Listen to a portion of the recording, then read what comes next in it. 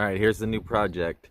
So this wall is shared between me and my neighbor, and I want to bring the wall down to the height of where his little roof is there.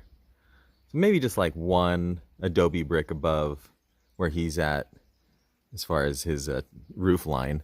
But the reason I'm doing that is you can see it's just a large Adobe wall that's just eroding, and actually some of it has fallen into our side of the yard. And for now we store our cars in here. So I definitely want to get that fixed. And then also I noticed that there's a big crack forming here where our door mounts into that wall. As you can see, most of the erosion has happened there in that corner. There's no tiles, so all of the water is just running down through this Adobe and just weakening all of this. Making pretty good progress. We luckily haven't gotten too nasty of weather. It's sprinkled a couple times, but it's been pretty sunny and it's been a nice day. So my plan is to bring it down to about midway through that window. I'll end up removing all of that window, and then I'm going to take some of the whole Adobe bricks that I hopefully have. Some of them stay pretty whole when I drop them, but I'll put them in where the bottom of the window is, because the bottom of that window is below the top of the roof line on the other side, if that makes sense. So that top portion of that chimney is only brick right there, like what you see exposed. So underneath that, the chimney itself turns back into Adobe, and on the other side it appears to be covered by some type of a flat stone or tile like ceramic. My thoughts are I'm going to start whittling away at the base of that, and hopefully I can get it to topple this way and land down here. We'll see how it goes.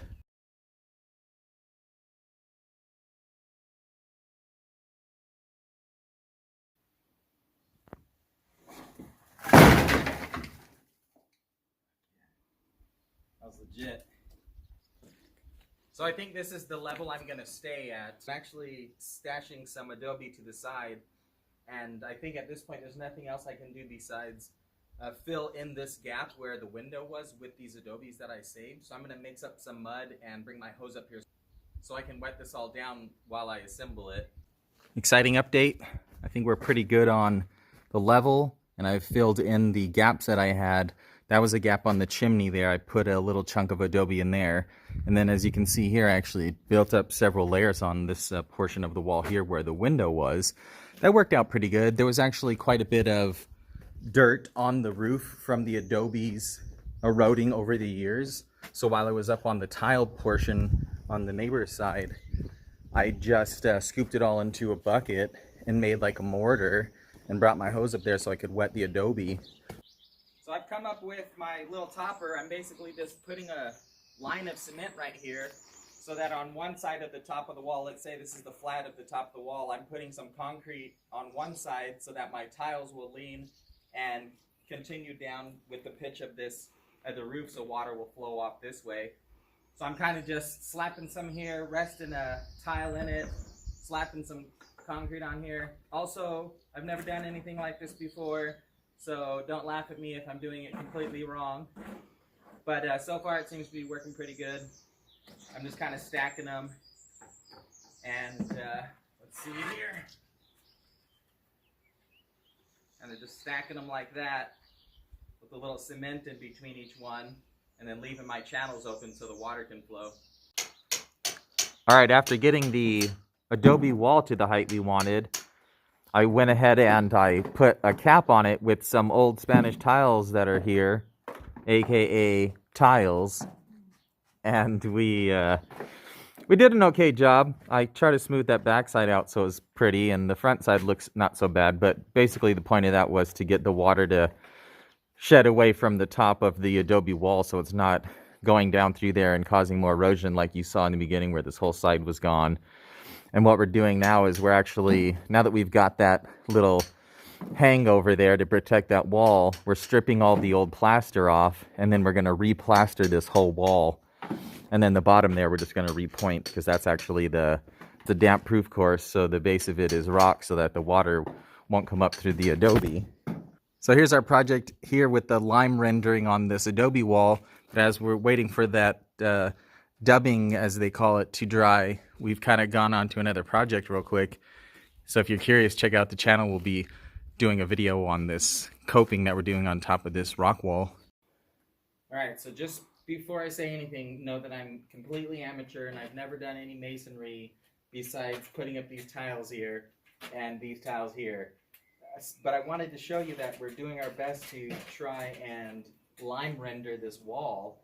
As you saw before, there was the old render on there and we took it completely off.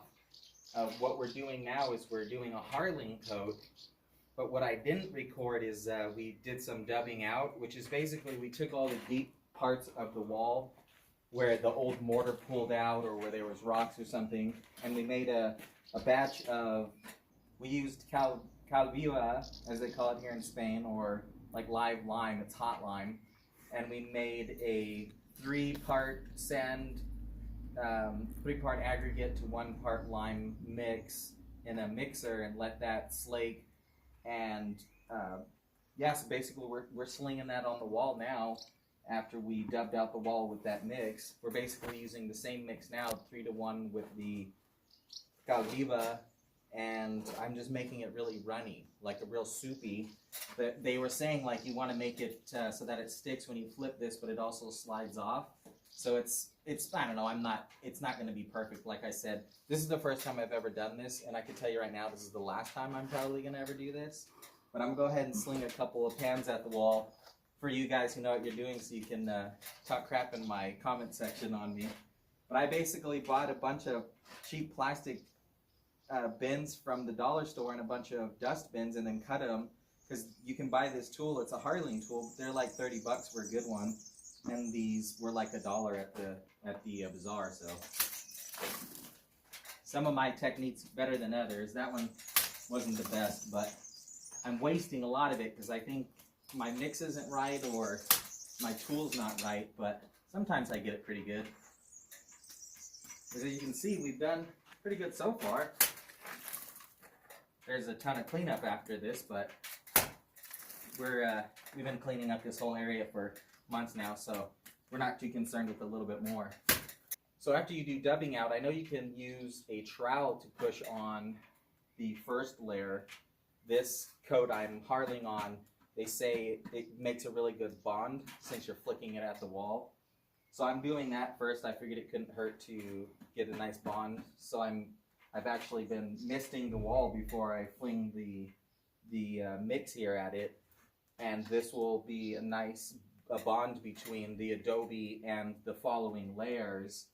So hopefully I've gotten this right, because you're supposed to keep these bricks moist and then keep this all pretty moist for several days till it dries. But I'm pretty sure the reason we're doing this harling is to get like a nice good bond on the first layer on top of that dubbing out where we filled in all those big deep spots. So it's the next day. We've come out and I think this looks pretty good considering it was our first try. I think we did pretty dang good. But they do recommend wetting it down as it's curing, because if it dries out really fast, it's not the same as it curing properly. So I'm just keeping it a little moist. Thankfully, it's been a little cloudy today, and it was like super light rain earlier today. So I'm not super worried about it having been too dried out earlier, but I want to wet it down now that it's the evening and the heat of the day is here. They do recommend using like Hessian cloth. It's burlap, essentially, is what we would call it in the US. And they recommend draping that in front of it so there's no direct sunlight or wind or like wind-driven rain that hits it while it's curing. Unfortunately, we live in the middle of nowhere in Spain. Unfortunately, I say only because it's hard to get materials. Living in the middle of Spain is awesome otherwise. But it's just not something we could run out and grab without ordering. So we're not using it, and thankfully it's been cloudy. So hopefully we'll have decent results. The harling coat has come out nice. It's curing now. So for several days, this will just be curing, and we're wetting it down so it dries properly. But yeah, this is the dubbing coat and the harling coat. And then next we'll be doing one of the first, I guess it would be like the first leveling coat. So we're getting ready to do our next coat after our harling coat, which I believe is the scratch coat. Don't quote me on that. I'm only semi-professional. I've only been doing this for about 3 weeks now, as you can tell probably by the splatter on my face. Anyway, like I said, I'm not an expert, so if you want to tell me how I did everything wrong in the comment section, go right ahead. I do want to throw some water in here and show you the reaction that the Calviva, the live lime, has with the water. I'm going to use the mixer here to slake the lime in the metal here. I have a bunch of plastic, but it'll probably melt anyway. I have one of these rubber ones, but it's too small to do a batch, so I'm going to use this thing. But it's pretty cool. Here we go. It's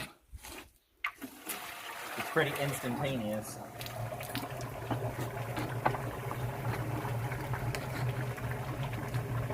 So it's pretty neat. It'll basically just boil until the moisture cooks off, and there'll be basically like a paste left in there. It's pretty neat. Pretty steamy. It's so hot I can feel it back here. Yeah. Like, as long as the lime's not like airborne, like in a powder form, it's not bad. Like, this is just really hot steam. Here, I'll show it a little closer. So as you can see, it's actually cooked off most of the moisture, and it's just becoming like a paste or back to a powder again. It'll start to crack. See, it's cracking there where the moisture's cooking out. Usually I would throw another bucket of sand on top of that, but I wanted to show the slaking process. So we spared you the second coat, and we've gone to our final coat. We've gone with a finer sand, well, what I thought was a finer sand, and a higher lime content on this last one. I basically did the exact same thing that she's doing now. We basically did the exact same thing now as she's doing on that second coat. So we're just showing you now what we're doing. It's exactly the same. Just taking it on our hawk there and smearing it on the wall and trying to make it look pretty. The crappy thing is I was using this particular sand that I was having a really pretty, good results with. And then I went with a finer sand for this final coat, but it actually has like pretty chunky pieces in it. So as you're troweling, the pieces will catch and drag, and it's a super big bummer that that's what I went with, and I had no idea. And of course, now that I'm doing it, I found out. But if you're thinking about doing this for yourself, don't. For the love of Pete, do not do it. It is so freaking much of a pain in the butt. It's not worth it. It's such a mess. Like, oh my gosh. And this is why I said not to do this, because it is 11 o'clock at night. No, actually, it's been really powerful sun, and we don't have Hessian cloth to cover this, so we've been doing it in the evening once the sun's on that side of the wall and it's casting shadow, which has made us work late into the night. But as you can see, we've got about 2/3 done. This has dried out quite a bit, and it's got a little bit of cracks, so Rachel's just working those cracks with the sponge. Again, we are just doing the best we can out here, so hopefully this all works out for us. But we're going to knock out this little bit here, and we've cleaned up the edges and stuff pretty good with that sponge, so that's really nice. I think we'll have to do that a couple times, but for now we're doing this stuff we've already done that's dried out a bit, and we're going to continue on here. We got that all complete, that final coat. It was quite the challenge, I'll tell you.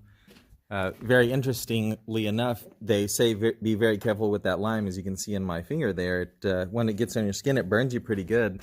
The crazy thing is it doesn't feel like it's burning you. While you're working, you don't feel it. It's like it gets, like a chunk of it gets down in your glove and it just eats away at your skin. And then later you look at your hand and you're like, oh my gosh, my flesh has been eaten away. Yeah, pretty interesting stuff. It was very challenging for us. We had quite the issue with cracking. You can still see in some spots there's some hairlines, which is fine because what we're going to do is we're going to lime wash it, and that's good for filling in those hairline cracks and stuff like that. But it was very challenging. We actually worked till like 5 in the morning or something. It was a long night. It was such a long night. Once you start, you can't stop, and we were having so much issues with our sand. There was just so many things that we did wrong, I'm sure. The sand could have been better. The mixture could have been better.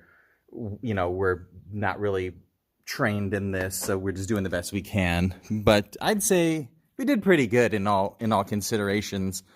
And I think once we get that lime wash up there, it'll really help to seal up that outside coat. Gonna try to wrap up the last of this wall project here. I put a bunch of gotta be a quick lime with some water yesterday to slake, and I got myself a nice little batch of like a lime putty type mix here. Let's go check it out. I'm gonna use this to make the whitewash. As you can see, this has already gone through its chemical processes and become like a nice putty. I'm going to add water to that and hopefully get a decent consistency to use for my whitewash. I didn't get any like exact mixes online. People basically saying make it like a milky consistency. One person was saying like make it like a paint consistency. So to me, those are very different. But I'm going to just try to go with what I can. I'm going to wet this wall down first because that's recommended. And I'll get my batch mixed up and we'll get going on that. So I went with a 50-50 mix, and I feel like it got me in between milk and paint. So also they recommend getting these long bristled wide brushes, and they also recommend when you apply whitewash not to go particularly in one direction, up or down, just to kind of go, you know, maybe both and then over that, and then just kind of do the same thing as you go, but don't do one particular way or anything. I think this consistency is pretty good. Let's see how it goes on. We wet this wall pretty good as well, so let's do a little test area here. Seems pretty good. I think that it is pretty good because I was reading one thing and it said actually when you apply it, it'll be very translucent and it'll whiten up as it dries. So it was saying not to over apply in one area, and I think that's what I just experienced. So I think we're looking pretty good. So we're gonna start applying. All right, Rachel's wrapping up the last little bit around this window, doing her little figure eight move, her little technique.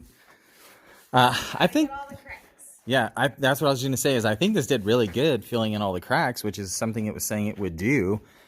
And as you can see, it's starting to lighten up. Some spots on the wall were wetter than others, so it's not drying out as quickly, but we just kind of wet the wall as we went so that it wasn't sucking all the moisture out and leaving like a chalky finish, as they would say, if you don't wet the wall and it sucks up all the moisture out of your little mix there. It's pretty bad and it kind of just chalks away, and I would imagine it could just wipe off really easily. So they say a recommended 24 hours between coats. We're going to just do another coat tomorrow evening, and then depending on how we feel, do a third coat in the end possibly. Our biggest thing was this was our first time ever doing something like this, so we had a lot of little hairline cracks that we wanted to fill in, and I'm really getting a good fill in on this coat, on this first coat. So as long as this doesn't dry and crack real bad, what we were going for should have been accomplished. Wanted to get a final shot on this wall. This is the second coat of whitewash.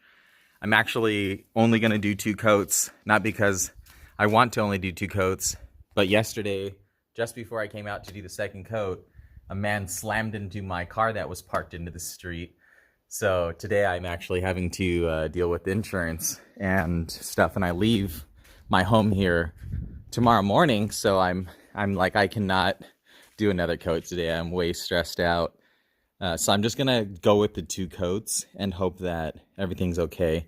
And in fact, when you do this type of whitewash without an additive to repel water, I think it's recommended that you do it like every 2 years. So I'm just gonna do, another coat in maybe a year and a half or something. I'll just keep an eye on it, see how it goes. But I'm really happy with it. I really think that it did help to fill in a lot of the little hairline cracks. As I've stated multiple times, we were just doing our best on this project, and it came out fairly well. There's definitely some things I'm not happy with, but in general, it's not chunking off the wall right now in huge pieces. I'm assuming it will probably after 5 or 6 years, but for the most part, I think we did okay. I appreciate you checking out my video. I hope that it helps you if you're considering doing a project like this. Some of it was very difficult, but if you've got the means and the time, do it yourself. It saved us so much money. That's why we did it. It's not that we necessarily wanted to. We do like to do things ourselves. I take pride in doing these things, and also it's a lot easier for me mentally to do it myself than to trust someone else to do it. But also the price. I mean, I can't even imagine how many thousands of dollars we saved just doing this ourselves, and it gave us something to do. So anyway, stay safe and stay sane out there.